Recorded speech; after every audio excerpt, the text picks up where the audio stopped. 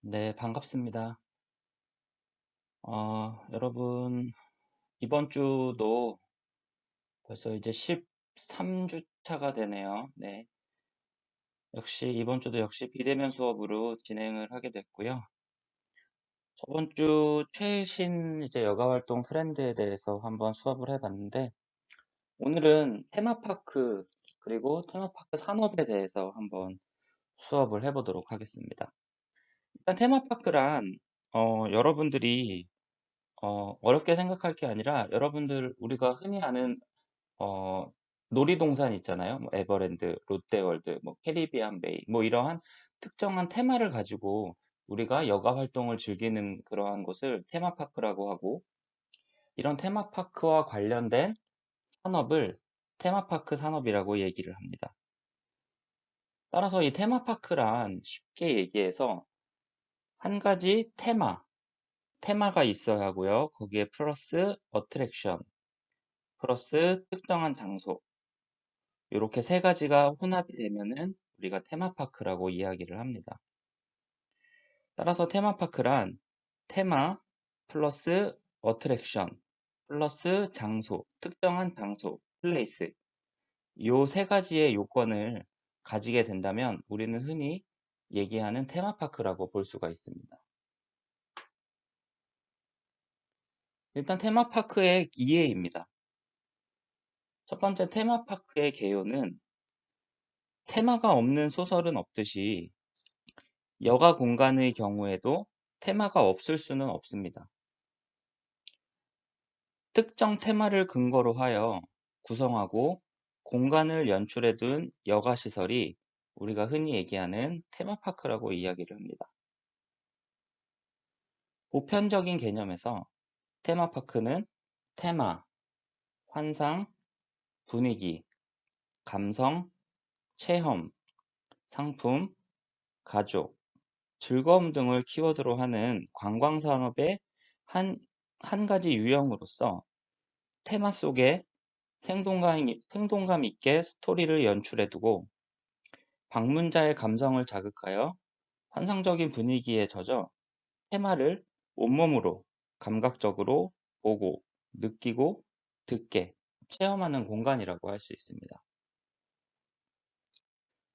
많은 사람들이 이 테마파크에 대해서 그 나름대로의 이미지를 가지고 있을 것입니다.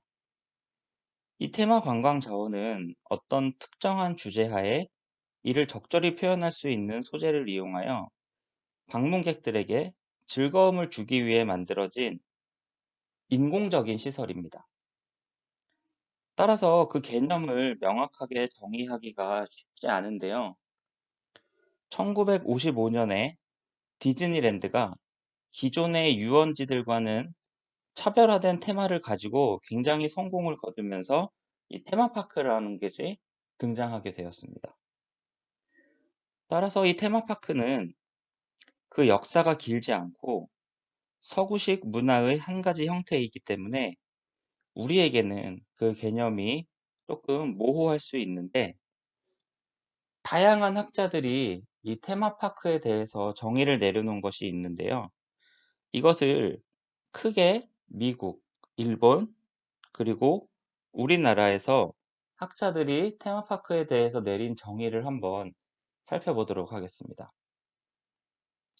일단 미국에서는 다양한 놀이시설과 어트랙션, 여기서 말하는 어트랙션은 뭐 매력물 같은 것들을 의미하게 됩니다. 이 어트랙션을 제공하여 위락과 즐거움을 체험하는 곳이다. 따라서 모든 어트랙션, 매력물이 특정한 테마를 중심으로 계획하고 운영하는 점이 보통의 일반 유원지와는 차이가 있다라고 정의를 했고요.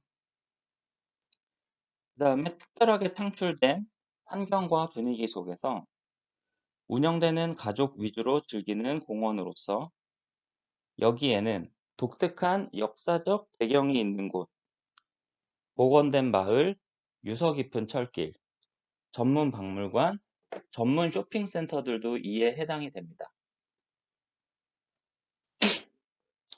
그 중에서도 가장 인기 있는 것은 테마가 있는 탑승물 파크, 우리가 흔히 많이 알고 있는 라이드 파크가 가장 인기가 있다.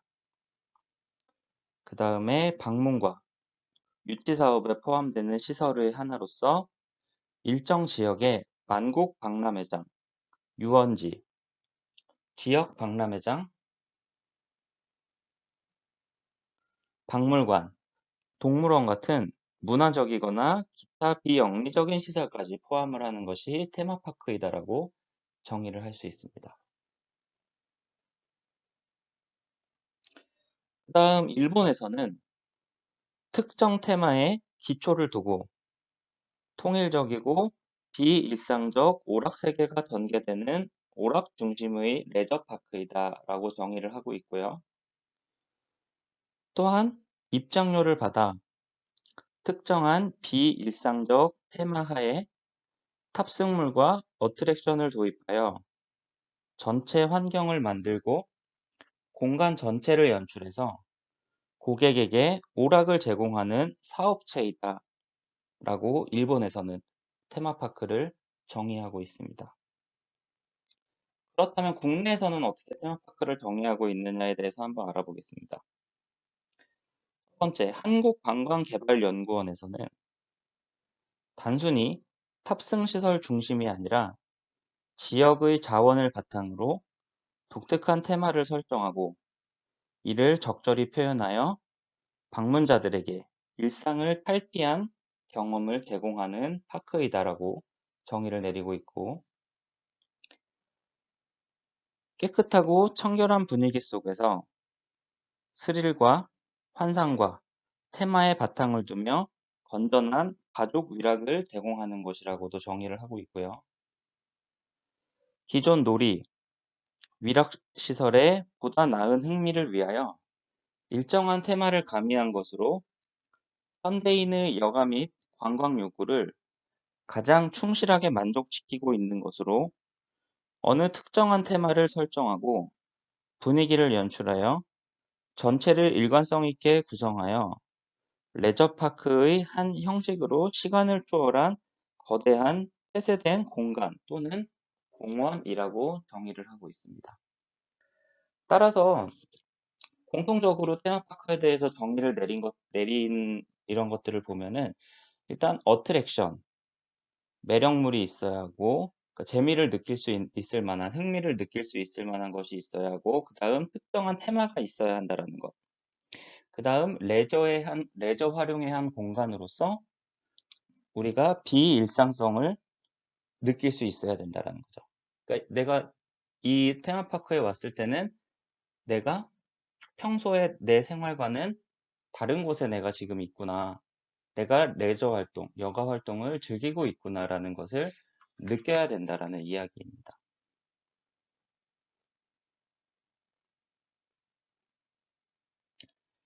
그다음 두 번째는 테마파크의 일반적 구성 요소입니다.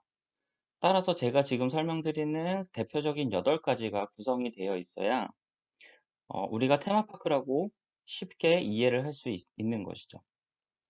그 첫 번째는 바로 탑승 시설입니다. 속도감, 이행감을 느끼거나 주위의 전경을 관람하기 위해 이동, 회전, 선회하는 시설물을 총칭하며 어린이들의 체력 향상을 위한 놀이시설을 포함하고 있습니다. 이 탑승 시설은 성인용과 어린이용이 있으며 재미와 모험, 그리고 환상이라는 특성을 가지고 있습니다. 두 번째는 관람시설입니다. 스크린이나 기타 장소에 나타나는 영상과 이에 준하는 시각적 효과를 관람하거나 우리가 직접 참여해서 즐길 수 있는 시설물들을 의미하죠. 세 번째는 공연시설입니다.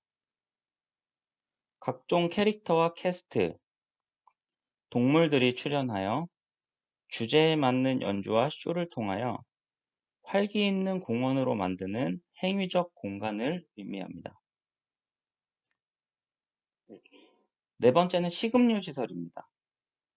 우리가 테마파크에서 막 재미있게 놀고 돌아다니다 보면 당연히 배가 고프고 갈증이 나겠죠. 따라서 공원 내의 각종 레스토랑과 패스트푸드점, 간이 매점 등 방문객을 대상으로 음식물과 서비스를 제공하는 곳을 의미합니다. 다섯 번째는 상품 판매 시설과 게임 시설입니다. 아까도 말씀드렸다시피 테마파크는 그 테마파크에 맞는 고유의 테마가 있죠. 따라서 이 테마파크의 상징이 되는 캐릭터를 이용하여 제작된 각종 기념품, 상품의 판매점과 방문객의 흥미와 참여를 유발하는 게임 시설물을 의미합니다. 그 다음은 고객 편의 시설입니다.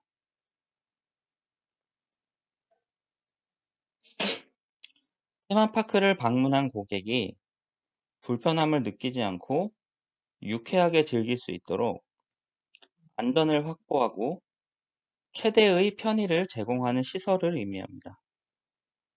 예를 들면 공중전화, 화장실, 주차장, 안내소, 인포메이션 등이 이에 해당하는 시설입니다.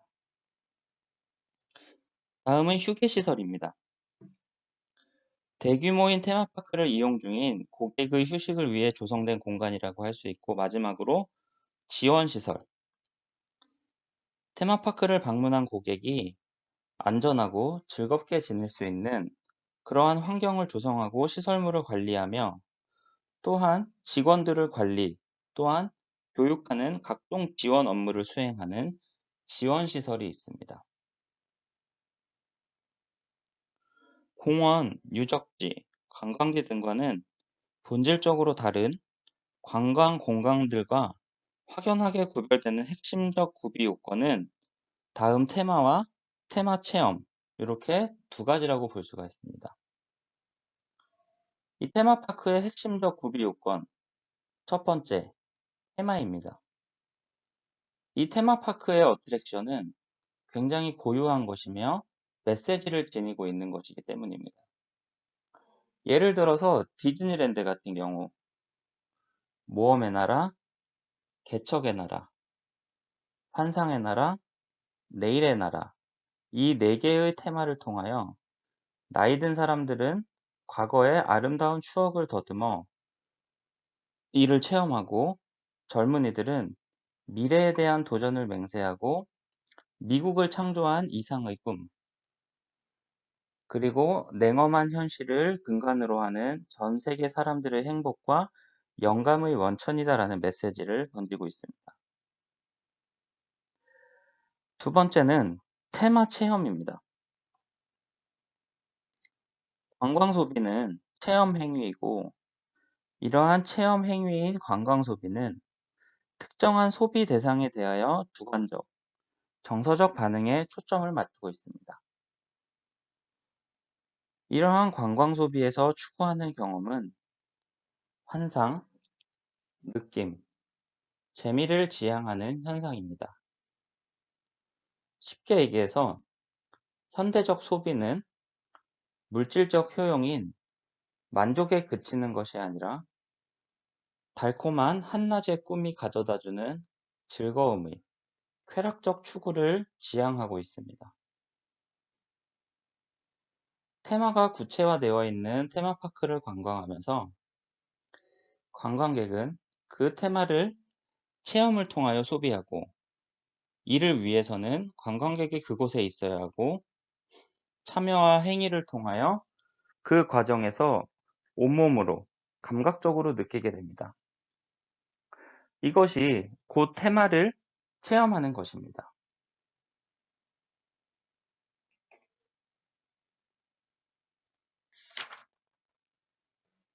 다음 세 번째는 테마파크의 특성입니다. 테마파크가 일반 공원과는 다른 특성으로, 여기 여러분들이 보시는 테마성, 비일상성, 통일성, 배타성, 레저성, 독창성, 종합성 등으로 우리가 쉽게 정리할 수 있습니다. 그 첫 번째는 테마성입니다. 테마파크의 테마성은 일정한 공간에 독특한 성격과 질을 부여하여 테마를 조직화, 그룹화하는 분위기를 연출하는 것으로서 테마파크의 네이밍을 구성하는 대표성을 갖고 있습니다. 이 테마파크의 테마는 역사, 지리, 환경, 사회, 옛 시절의 향수, 과학, 하이테크 등 방문객들을 일상의 반복과 지루함에서 벗어나 새로운 세계로 이끌고 즐겁게 해줄 수 있는 테마들이 일반적입니다. 이러한 테마들은 테마파크의 어트랙션, 라이드 시설, 전시 관람 시설, 공연과 이벤트 등을 통하여 테마의 특성이 구현되고 그 결과를 방문객들에게 제공하는 것입니다. 또한 재미있게 구성된 테마파크를 통해 어려운 많은 지식들을 쉽고 재미있게 배울 수 있고 이해할 수도 있습니다. 따라서 이 테마파크에 있어서 이 테마성은 굉장히 중요하고 이 테마가 명확해야 방문객이 테마파크에 와서 쉽게 몰입할 수 있고 매료가 될 수 있는 것입니다. 이와 같이 테마파크는 하나의 중심적 테마 또는 연속성을 가지는 몇 개 테마들이 연합으로 구성되는 것이므로 이 테마성은 테마파크에 있어서 가장 중요한 생명이라 할 수 있습니다. 두 번째는 비일상성입니다.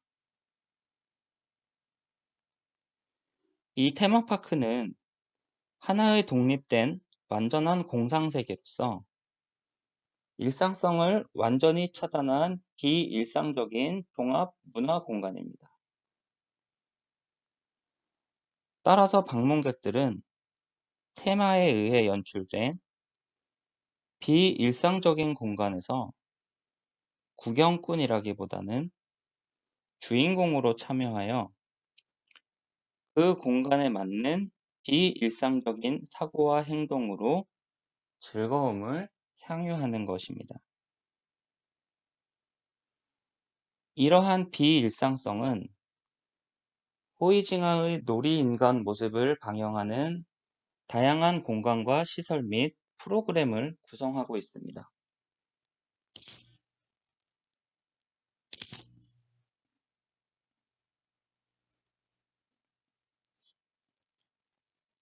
레크리에이션의 기능이 부여되어 있는 라이드 시설과 유희 시설, 그리고 이벤트 쇼 중심의 참여형 테마파크의 경우는 끊임없는 새로운 시설과 새로운 이벤트 프로그램의 개발이 이루어지고 있습니다.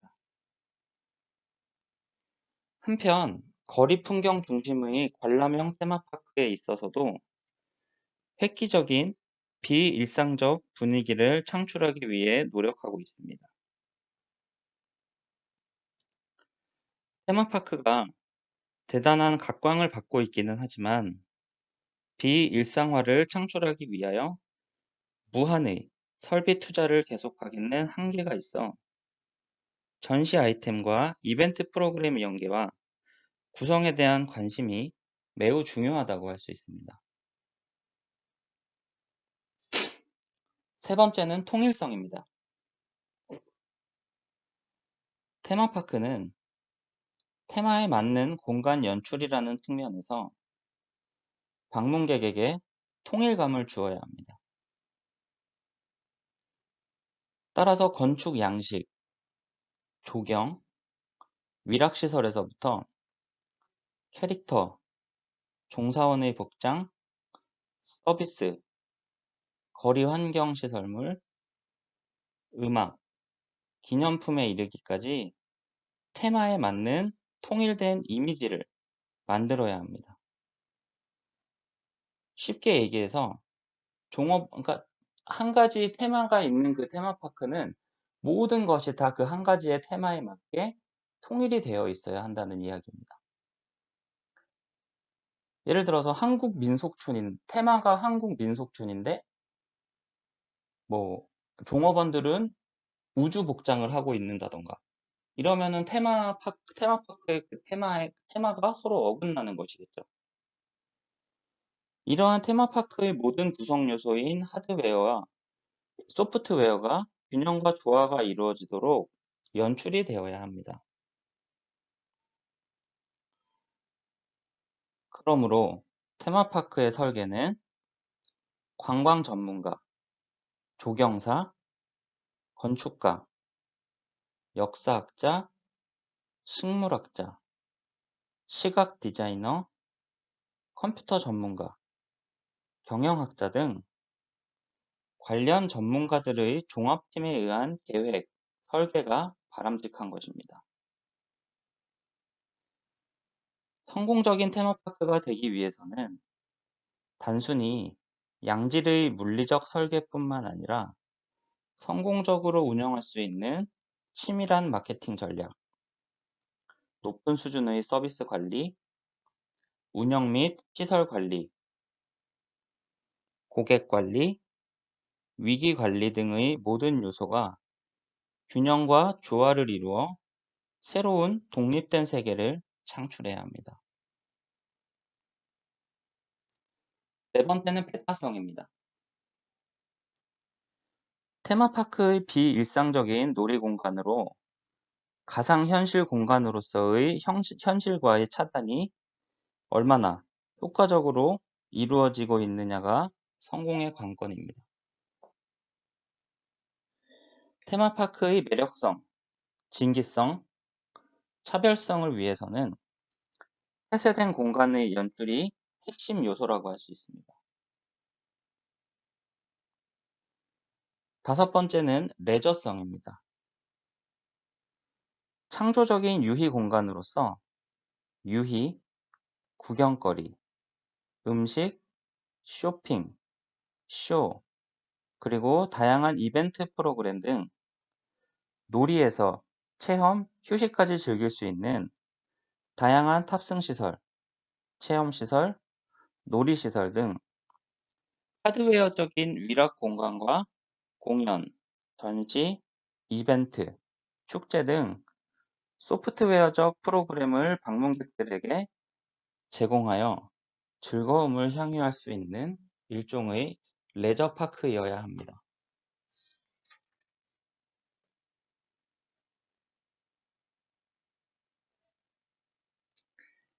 여섯 번째는 독창성입니다. 테마파크는 현대적 감각이나 현대인의 욕구와 트렌드에 부응해야 하지만 테마파크 입지와 주제의 내용에 따라 지역적 특성이나 주제의 독창성이 표현되어야 합니다. 결국 한국 민속촌의 경우와 같이 그 지역의 역사적 배경이나 전통, 그리고 자연적 조건에 맞는 테마의 선정이 굉장히 필요하며 이러한 지역의 특성에 근거한 독창성이 장기적 안목에서의 경쟁력을 가지게 됨으로써 이 테마파크의 생명력을 유지해 나갈 수 있는 것입니다. 마지막으로 종합성입니다. 현재 테마파크의 추세는 단일 주제의 테마파크와 다양한 주제가 연속성을 가지면서 통일성을 유지하도록 가족 단위, 남녀노소가 공유하는 공간으로서 놀이, 휴양, 체험, 교육을 종합적으로 즐기는 종합형, 리조트형 어뮤즈먼트 파크입니다.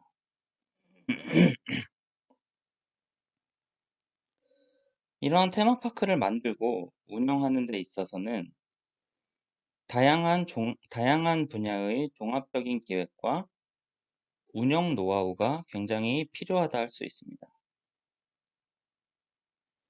종합성을 완벽하게 소화해내기 위해서는 디자인과 연출 등을 중심으로 테마파크 건설에 필요한 노하우를 모두 갖추어야 합니다.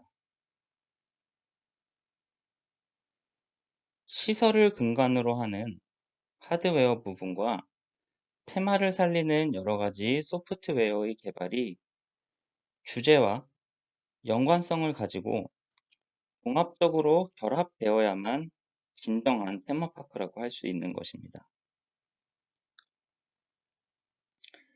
또한 최근 테마파크의 추세는 대형화되고 체인화하고 있다는 점입니다.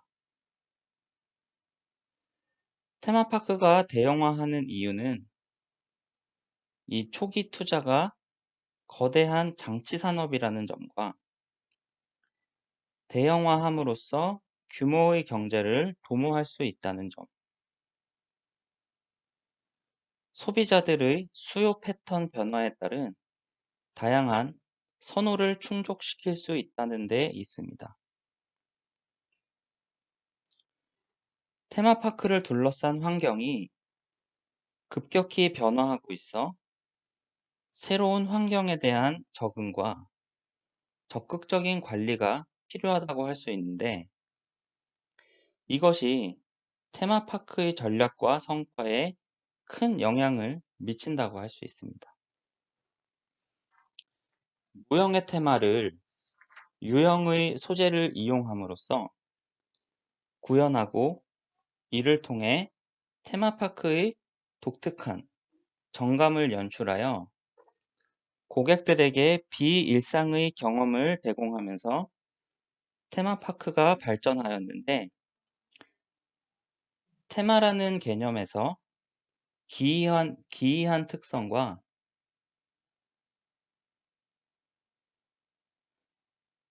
이를 구현하기 위한 소재의 이용 그리고 이의 결과들이 복합적으로 작용하여 위의 테마파크의 여러 가지 특성을 가지게 합니다. 네 번째는 테마파크 유형의 분류입니다. 테마파크는 크게 테마의 유사성으로 분류하는 방법과 테마 공간이 어떤 곳인가에 따라서 분류하는 방법, 그리고 입지에 따라서 분류하는 방법으로 구분할 수 있습니다. 간단하게 설명을 드리면 일단 공간성에 따른 분류, 자연 공간 테마형, 자연 공간 활동형, 도시 공간 테마형, 도시 공간 활동형 등으로 분류할 수 있습니다.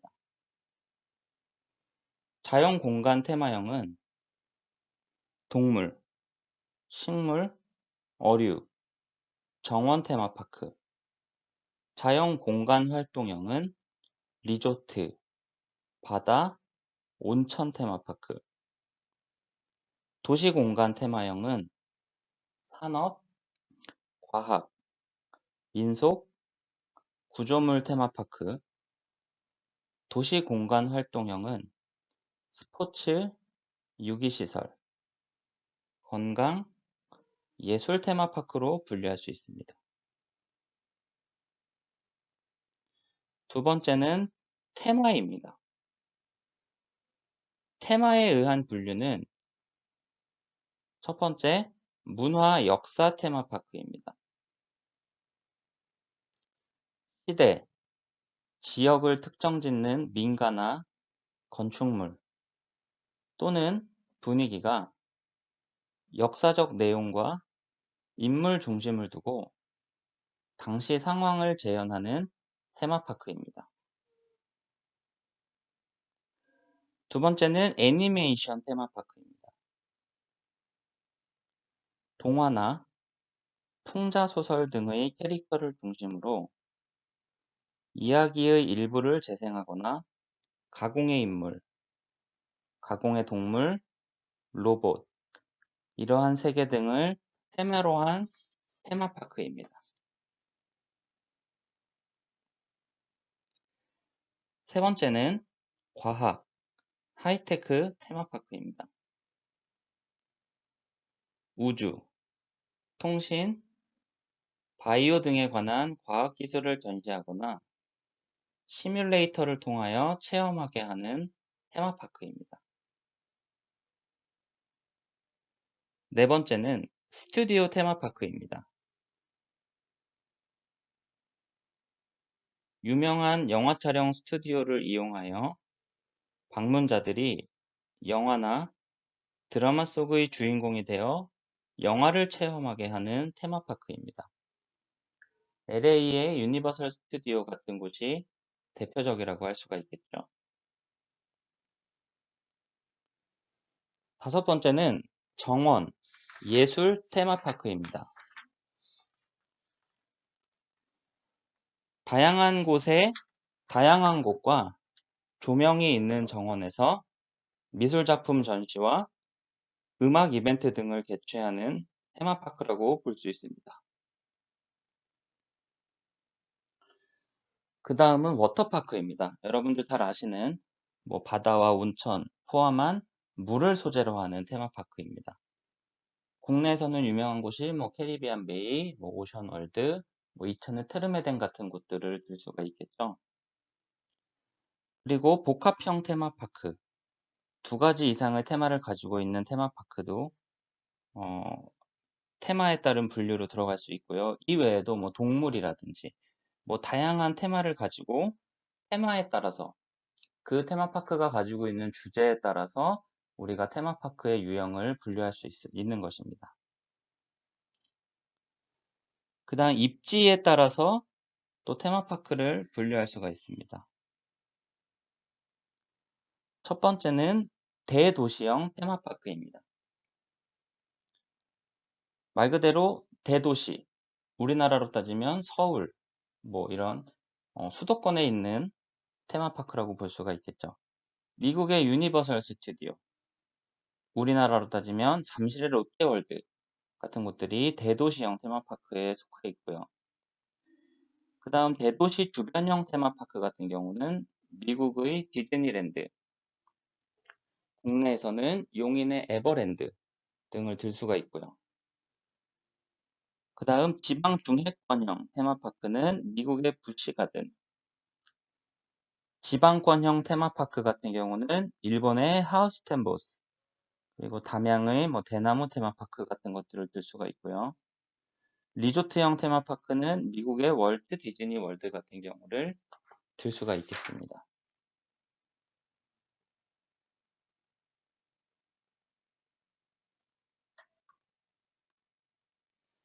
자, 그래서 지금까지는 테마파크에 대해서 한번 알아봤고요. 지금부터는 테마파크 산업의 특성과 효과에 대해서 한번 알아보도록 하겠습니다. 첫 번째, 테마파크 산업의 특성입니다.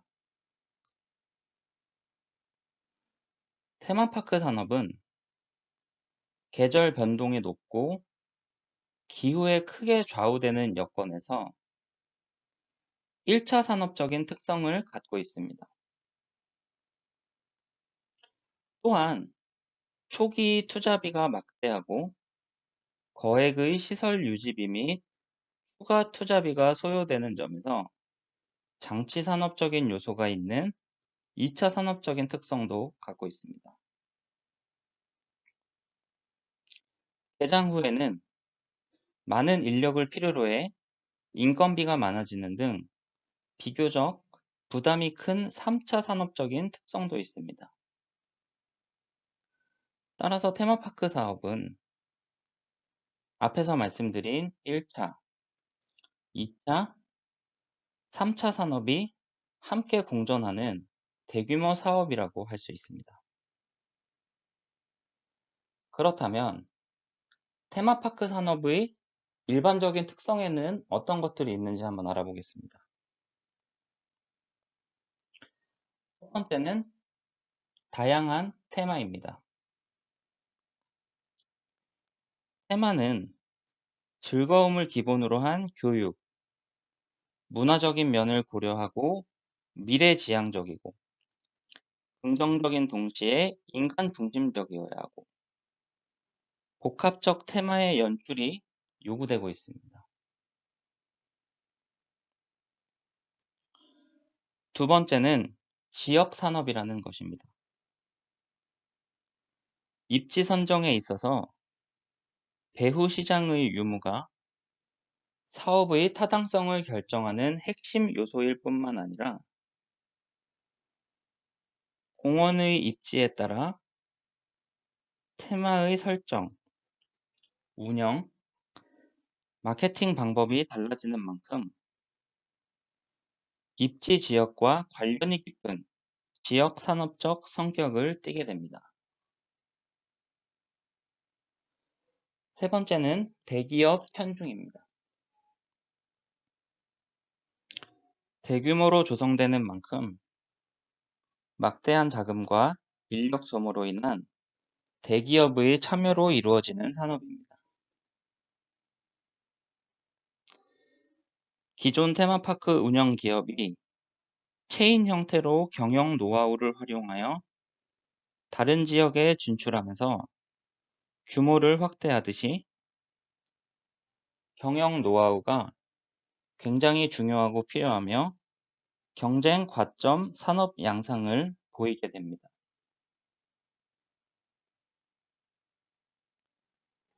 다음은 높은 미국 의존도입니다.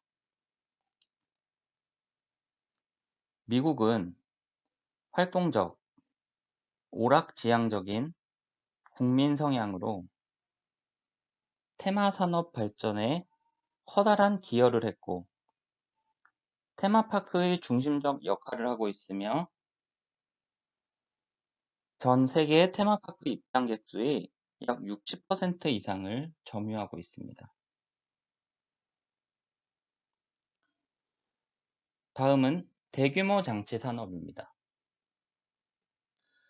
최소 10에서 20만 평의 부지를 필요로 하고 주제에 맞는 고객 편의시설과 폐기물 처리시설 등이 설치되어야 테마파크의 기능을 수행할 수 있게 됩니다.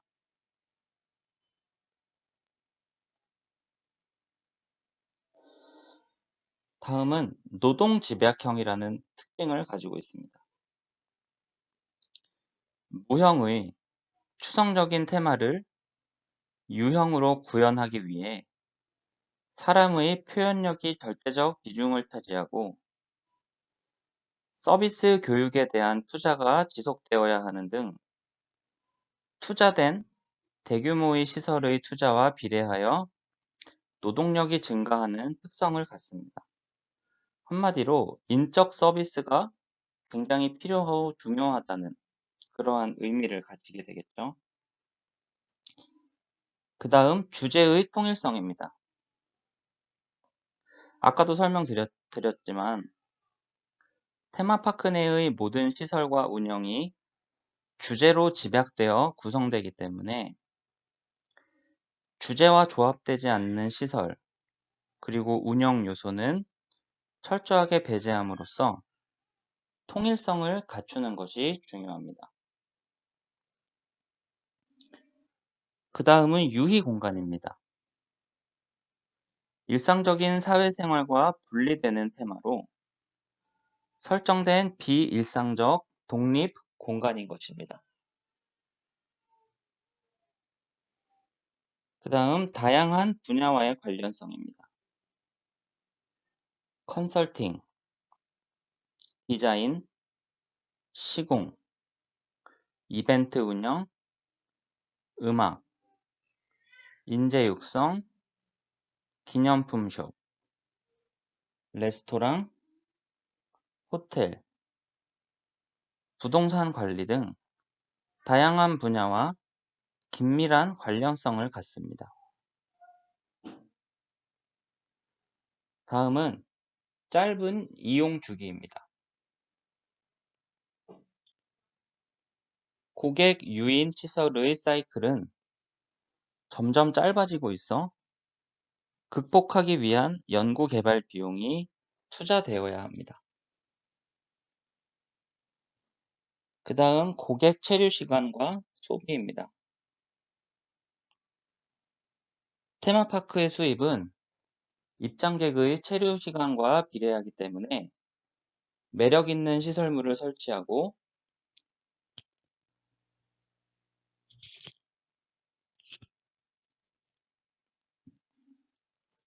이벤트를 개발, 실시하는 등 체계적인 체계화 관리가 필요합니다. 마지막으로 수요 예측입니다.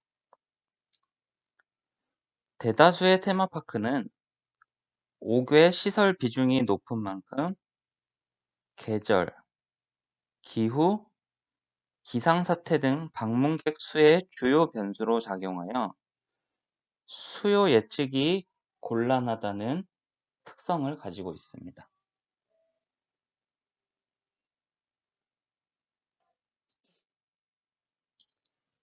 다음은 테마파크 산업의 효과에 대해서 한번 알아보도록 하겠습니다. 첫 번째는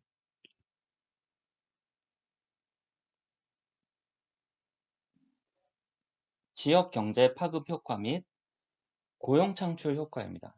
죄송합니다. 잠시만 끊고 가겠습니다. 이 테마파크 산업은 아까도 말씀드렸다시피 대규모 장치 산업이기 때문에 테마파크 개발 단계부터 도로, 통신, 교통, 숙박시설 등 건설 경기 투자, 주변 상권 발달 등 지역 개발의 파급 효과가 굉장히 높습니다. 테마파크는 직접적인 수입인 테마파크 내의 입장료, 식음료, 기념품 판매와 간접적인 수입인 기업의 로고, 광고 등 스폰서 수입 등으로 수익을 창출하고 있습니다. 또한 숙박, 레저, 유통, 부동산 등의 부대 사업을 함으로써 수익을 올리기도 합니다. 이러한 테마파크의 수입은 원재료의 구입과 세금, 그리고 이윤 등의 부가가치로 전환되고 거래처 및 종업원에서 지불되거나 예금되고 세금으로 납부됩니다. 따라서 이러한 기업의 수익은 지자체의 세수의 증가를 가져옴으로써 지역의 발전과 인프라 건설에 투자하는 간접 효과를 가져올 수 있습니다. 또한 테마파크 산업은 1차, 2차, 3차, 아까도 말씀드렸다시피 계절 변동이 높은 1차 산업, 초기 투자비가 막대한 2차 산업, 그리고 인건비가 많아지는 3차 산업이 결합된 복합 문화 산업이자 인적 서비스에 대한 의존도가 높은 산업이기 때문에 고용 창출 효과가 굉장히 높습니다. 두 번째는 이미지 향상 효과입니다. 대기업 측면에서는 테마파크를 통하여 국민의 여가 공간을 제공함으로써 개인의 삶의 질 향상에 기여할 수 있습니다. 이러한 기여는 기업의 사회 책임을 다하고 기업 이익을 지역사회의 환원수단으로 유용하게 활용함으로써 기업의 이미지 향상과 매출 증진에 기여할 수 있습니다. 또한 지방정부의 테마파크 산업은 지역 주민의 참여와 관광객 유치를 통하여 지역의 브랜드 이미지를 향상시킴으로써 지역의 관광 발전과 지역 홍보에 크게 기여할 수 있습니다. 특히 다양한 테마로 교육적 효과까지 높일 수 있는 테마파크는 지역사회의 공헌으로 인하여 지역사회의 이미지 향상이 가능합니다.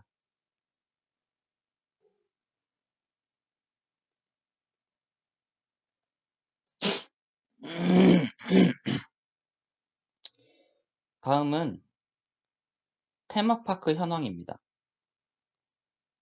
첫 번째로 국외의 테마파크 현황입니다.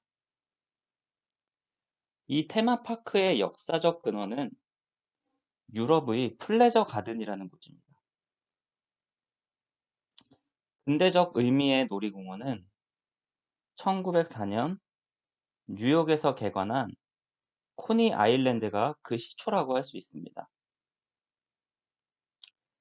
그 후에 이용객의 요구와 특성에 따라 발전을 계속 거듭하게 되고 1973년에는 플로리다 올랜도의 시월드라는 곳이 워터파크로 개관을 하는 등 1960년대에서 1970년대에 걸쳐 테마파크 사업은 급속도로 성장을 하게 됩니다. 이처럼 특화된 새로운 테마파크들은 미국 전역뿐만 아니라 전 세계적으로 확산이 되었고 발전한 도시의 혼잡한 생활 속에서 여유를 찾으려는 사람들의 관심 속에서 현재의 동식물원 박람회, 서커스, 축제 등의 구경거리를 제공하는 레저 단지 수준의 공원으로 발전하였습니다. 테마파크의 발전 과정은 유럽과 아시아, 미국, 일본, 한국으로 구분을 할 수가 있습니다.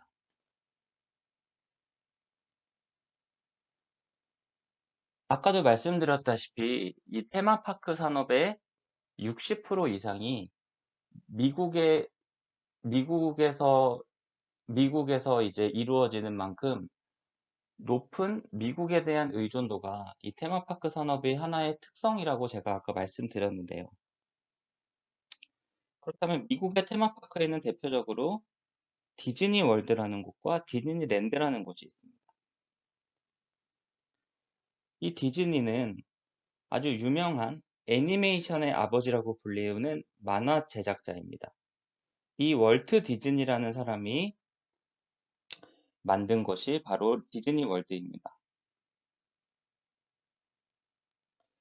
1971년 플로리다주의 올란도시에 개관한 디즈니 월드는 샌프란시스코 크기인 34,000만 평, 2,800만 달러가 투입된 거대한 시설물을 갖추고 있습니다.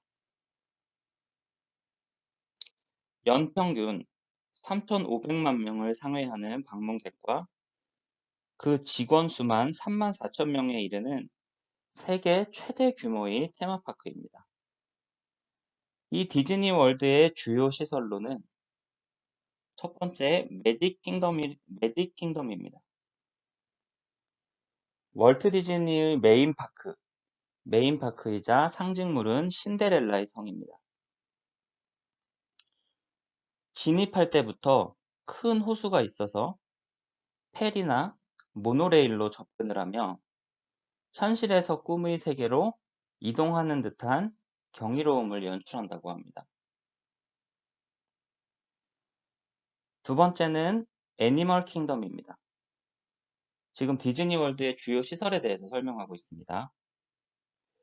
애니멀 킹덤은 울창한 수목과 각종 동물이 어우러진 자연 생태 공원으로 사파리를 통해 각종 동물을 관찰할 수 있으며 동물병원과 동물학교에서는 다양한 교육도 행해지고 있습니다. 세 번째는 MGM 스튜디오입니다. 디즈니사와 MGM 영화사가 제작한 각종 영화를 주제로 한 6개의 권역으로 구분된 테마파크입니다. 미키마우스와 디즈니 스타들의 캐릭터를 직접 체험할 수 있으며 영화 속의 장면을 재현한 장소에서 실제 배우가 된 듯한 액션과 스릴을 만끽할 수 있습니다. 그 다음은 워터파크입니다. 워터파크는 2개의 테마파크로 구성되어 있습니다. 블리자드 비치 워터파크는 눈이 녹기 시작하면서 워터파크로 변하는 플로리다의 스키장을 테마로 했으며 워터 슬라이드는 세계 최장의 길이이며 급경사로 스릴을 느낄 수 있습니다.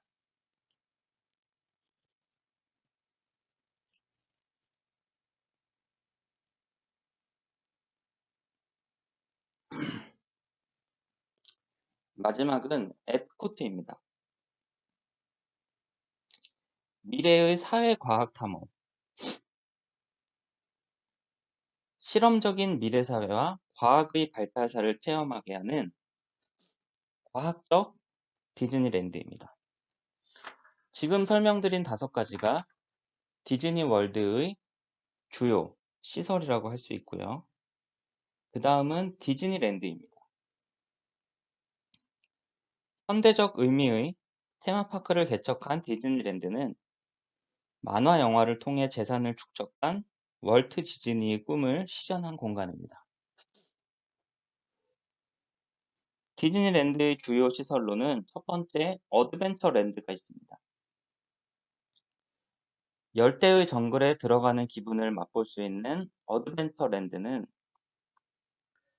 디즈니랜드에서 가장 인기 높은 인디애나 존스를 시작으로 여러 가지 즐거운 놀이시설들, 아까 말씀드린 라이드 시설들이 있습니다. 그 다음은 뉴 올리언스 스퀘어입니다. 유럽풍의 19세기 뉴 올리언스를 재현한 거리로 헌티드 맨션, 2인승 차에 올라타고 언덕 위의 오래된 집에 사는 999명의 유령들을 만나는 여행 등 독특한 개성을 드러내는 상점들이 있습니다. 그 다음은 클리터 컨트리입니다. 동물을 테마로 한 테마파크로 여러 동물들을 직접 만나볼 수 있습니다. 그 다음은 판타지랜드. 디즈니랜드의 가장 핵심 시설이자 가장 중심에 위치하며 디즈니 영화 속의 동화의 나라를 체험할 수 있는 테마랜드입니다. 디즈니랜드의 상징인 잠자는 숲속의 미녀의 성을 중심으로 약 14개의 어트랙션이 있습니다. 그 다음은 프론티어랜드. 미국의 서부 개척지대를 재현한 거리로 판타지 쇼 같은 것이 굉장히 유명하고 투머로우랜드. 우주와 미래를 연상케 하는 최신 기술을 이용한 놀이시설들이 있고요.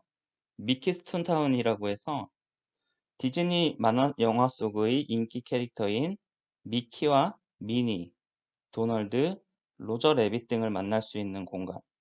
그리고 디즈니랜드에서 다양한 쇼와 이벤트가 연중 시행되는 퍼레이드 쇼가 디즈니랜드의 주요 시설이라고 할 수 있습니다. 두 번째는 유럽, 프랑스 파리에 있는 유로 디즈니랜드입니다. 유럽 각국의 아주 치열한 경합 끝에 프랑스 파리에 유치된 유로 디즈니랜드는 미국의 월트 디즈니사가 로스앤젤레스, 올란드, 일본 도쿄에 이어 4번째로 건설한 곳으로 600만 평의 부지에 2조 7천억이 투입되어 1992년 4월에 개장이었습니다. 이 유로 디즈니랜드의 유치로 인해 5만여 명의 고용 창출 효과가 있는 것으로 추산되며 이 프랑스 국민 총 생산이 연간 0.2%에서 0.3% 정도 증가된 것으로 기록되고 있습니다. 그 외에도 아까 말씀드린 LA의 유니버설 스튜디오 같은 경우 영화, 미국의 드라마 이런 촬영 배경을 테마로 한 테마파크로서 LA에 있는 곳이 굉장히 유명하고요. 그 다음에 오사카, 싱가포르 등을 들 수 있습니다.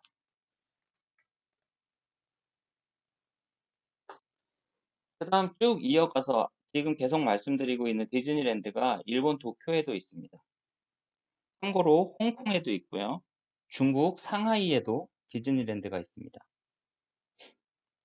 이 도쿄 디즈니랜드는 디즈니랜드 특유의 캐릭터와 틴에이저를 타깃으로 한 뚜렷한 컨셉트와 일본풍을 더한 이벤트를 통해 고객의 공감대를 확산하여 재방문을 유도하고 쇼핑을 선호하는 국민성을 감안한 다양하면서도 아기자기한 캐릭터 상품 개발은 물론 주변을 관광 단지화하는 전략을 통해 지속적인 성공을 거두고 있습니다.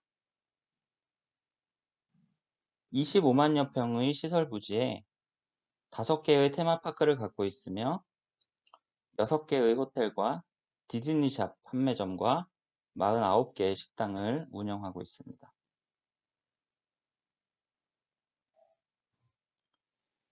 그 다음은 하우스텐 보스입니다. 하우스텐 보스는 나가사키 공항에서 자동차로 40분 거리인 사세보시의 중세부터 일본의 대외 창구 역할을 해온 네덜란드를 테마로 하여 1992년에 건립된 테마파크로 장, 단기, 체제형 시설이 조화를 이루는 대규모 테마파크형 리조트입니다. 130만 평에 이르는 넓은 부지에 10개의 테마로 나누어져 있으며 그 안에 아주 많은 호텔과 박물관, 오락시설, 쇼핑시설 등 아주 굉장히 크고 좋은 시설로 각광을 받고 있습니다.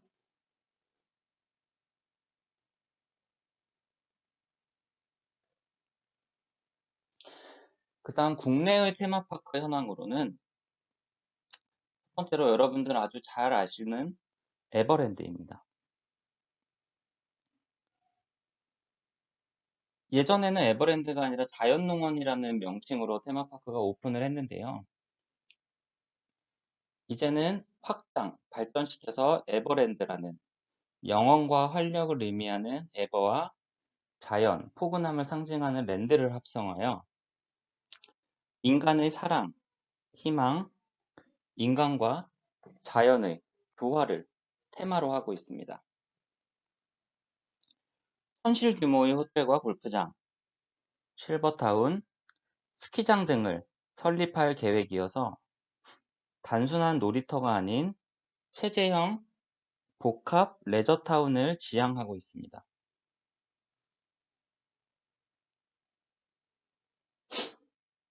2000년에는 미국의 어뮤즈먼트 비즈니스지에 의해 세계 6대 테마파크로 선정이 되었고 2000년대 초반에는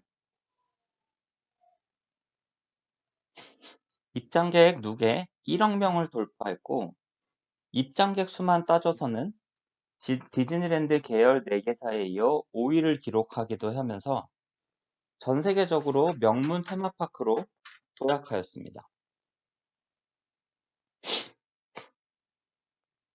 두 번째는 롯데월드입니다. 3만 9천 평의 대지와 연건평 16만 9천 평에 이르는 도심 속의 테마파크인 롯데월드는 1989년 7월에 개관하였습니다. 국내로서는 최초이며 세계 최대의 전천후 실내 테마파크인 어드벤처와 호수공원인 매직 아일랜드로 구성되어 있고, 또한 롯데월드의 가장 큰 장점으로는 지하철역과 연계되어 있어서 청소년들이 접근성이 쉽고 날씨와 무관한 실내형 테마파크인 탓에 그 인기가 더해가고 있습니다. 규모는 에버랜드보다 훨씬 작지만 제2 롯데월드의 건설을 통해 이 잠실을 파리의 샹젤리제에 버금가는 거리로 만들고 중국 시장에 테마파크를 설립하여 부산에는 호텔, 백화점, 레저 등이 복합된 세계 최고층의 건물을 건설하겠다는 계획을 추진하고 있습니다. 그 다음은 서울랜드인데요. 이 세 테마파크 중에서는 가장 인지도가 낮지만 또 롯데월드와 마찬가지로 과천에 위치하고 있어서 접근성이 좋다는 또 장점을 가지고 있기도 합니다. 마지막으로 국내 테마파크 산업의 향후 전망입니다. 첫 번째로는 국내 테마파크 산업의 문제점이라고도 할 수 있는데요. 그 첫 번째는 투자 규모의 열세입니다. 테마파크의 특성상 건립을 위해서는 대규모의 입지의 확보가 필요할 뿐만 아니라 교통에서도 접근의 용이성이 굉장히 실현되어야 하며 탑승시설, 편의시설, 휴게시설 등이 갖추어져야 그 기능을 다할 수가 있다고 할 수 있습니다. 뿐만 아니라 우리나라의 부동산 가격의 거품 현상과 투자 의지와 관련해서 행해지는 여신 규제 등 또한 이 대기업의 투자를 제한하는 요인으로 작용하고 있습니다. 두 번째는 컨셉트와 테마의 부족입니다. 국내의 테마파크는 컨셉보다는 입지 위주의 개발이 이루어지는 상태이며 전문 인력과 운영 노하우, 기술이 부족한 형편이어서 개성 있는 콘셉트의 구축은 미비한 상황이고, 따라서 우리 고유의 컨셉트를 구축하도록 지속적인 관심과 노력을 우리가 기울일 필요가 있습니다.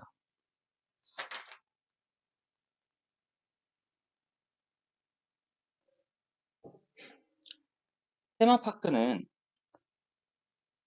향후 전망으로서는 테마파크는 복합산업으로서 막대한 자본이 필요한 장치산업의 성격을 많이 가지고 있으나 서비스 품질과 창의적인 아이디어가 더욱 중요한 3차 산업적인 요소가 더욱 요구되는 방향으로 변모하고 있습니다.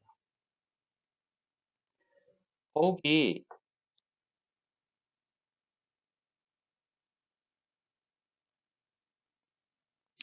밀랍시설과 놀이기구에 집중되던 과거의 여가선용 방식이 체험형 여가선용 방식으로 이전하면서 대형 테마파크에 집중화된 수요는 사회의 다양성 및 개인화 욕구가 증대되면서 더욱 분산될 것으로 예상됩니다.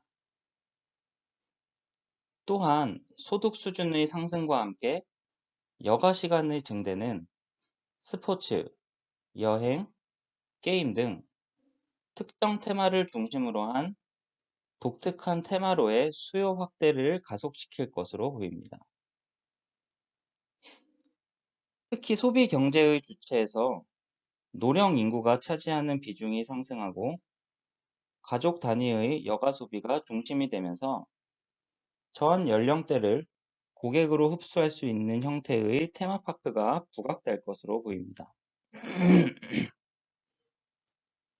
또한 소득 수준의 향상과 자동차 보급의 확대로 거리상의 약점이 극복되면서 가족 단위의 여가 활동이 점차 증가하고 있고, 특히 30대, 40대 가정을 구성하는 주체들의 문화체험 수준은 과거에 비해서 굉장히 높은 편이고, 이로 인해서 정보, 편의성, 쇼핑 등 현재보다 다원화된 형태의 테마파크는 향후에도 증가할 것으로 기대됩니다. 국내 테마파크 산업의 성장을 이끌어오던 놀이시설 중심의 대형 테마파크의 입장객 수는 감소하고 있으나